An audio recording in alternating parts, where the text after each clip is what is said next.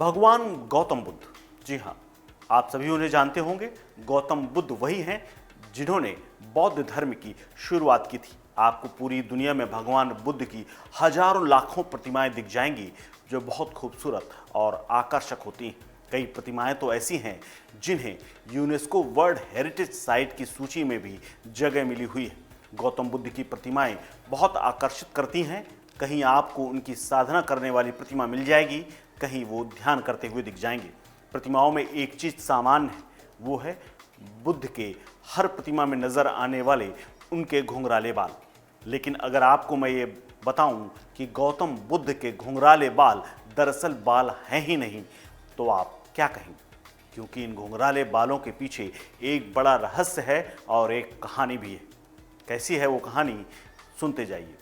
नमस्कार, मैं हूं कुलदीप द्विवेदी और आप देख रहे हैं वन इंडिया हिंदी। क्या गौतम बुद्ध के घुंघराले बाल हैं या उसमें कुछ रहस्य है? दरअसल गौतम बुद्ध की हर प्रतिमा में जो आप घुंघराले बाल देखते हैं वो असल में बाल हैं ही नहीं। गौतम बुद्ध की हर प्रतिमा में जो घुंघराले बाल आपको नजर आते हैं, दरअसल वो सारे के सारे घोंघा है। जी हाँ, वो घोंघा जो पानी में शैवाल की तरह टहलते रहते हैं। सुनकर आपको आश्चर्य हुआ होगा, लेकिन ये है बिल्कुल सच।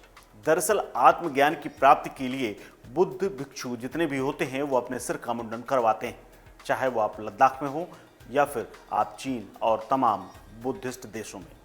बुद्ध धर्म के त्रिपिटक और विनय पिटक ग्रंथ में बहुत से दिशा निर्देश लिखे हुए हैं। जैसे आत्मज्ञान प्राप्त करने के लिए मनुष्य का तन और मन दोनों ही बिल्कुल पवित्र होने चाहिए। बौद्ध भिक्षु अपने तन की पवित्रता के लिए अपने सिर के बाल मुंडवा लेते हैं। गौतम यानी सिद्धार्थ, उन्होंने भी जब संन्यास लिया था और जब राज्य त्यागा था, उस दौरान उन्होंने अपने केश त्याग दिए थे। कहा जाता है कि एक बार गौतम बुद्ध ध्यान में मग्न थे। इस दौरान वहां पेड़ के नीचे बैठे हुए थे और साधना कर रहे थे। साधना करते करते वो इतने अधिक ध्यान में लीन हो गए कि उन्हें बाहर के बारे में कुछ भी पता नहीं चल रहा था। बाहरी दुनिया से उनका कनेक्शन एक तरह से कट गया था। वो दुनिया को भूल चुके थे और साधना में डूब चुके थे। जिस समय गौतम बुद्ध साधना में लीन हुए थे, उस समय मौसम गर्मी का था और सूरज ठीक गौतम बुद्ध के सिर के ऊपर। कहा जाता है कि इसी बीच गौतम बुद्ध के पास एक घोंघा चलते हुए नजर आया। उसकी नज़र पड़ी कि साधना में लीन भगवान बुद्ध हैं और गौतम बुद्ध को इस रूप में वो देखकर आश्चर्यचकित रह गया। उसने सोचा कितनी अधिक गर्मी में ये कैसे साधना में लीन रह सकते हैं। घोंघा ने सोचा इसके लिए उनके सिर पर क्यों न चलकर ठंडक पहुंचाई जाए। इसी वजह से उनकी गर्मी शांत होगी और आराम से वो ध्यान में बने रहेंगे। ये बात सोच विचार करने के बाद गौतम बुद्ध के शरीर पर घोंघा रेंगते हुए उनके सिर तक पहुंचा। उसके बाद उसने अपने मन में सोचा, अगर मैं गौतम बुद्ध के सिर पर रहूंगा तो उनको गर्मी का एहसास कम होने लगेगा। ये सोचकर वो बड़ी देर तक ठहरा रहा।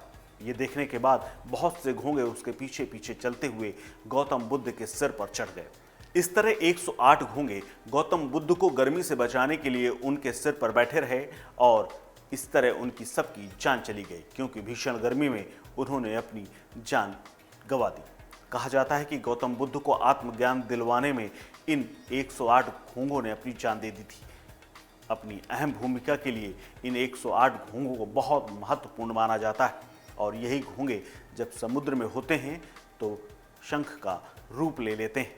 आज गौतम बुद्ध की मूर्तियों के सिर पर जो घुंघराले बाल जैसी आकृति बनाई जाती है वो असल में घोंघे। कुछ लोगों का ये भी मानना है कि जब गौतम बुद्ध साधना में लीन थे तो उनके बाल बढ़ गए थे और इस दौरान भयंकर गर्मी पड़ी तो गौतम बुद्ध के सिर के बाल जल गए और सभी घुंघराले आकार के हो गए।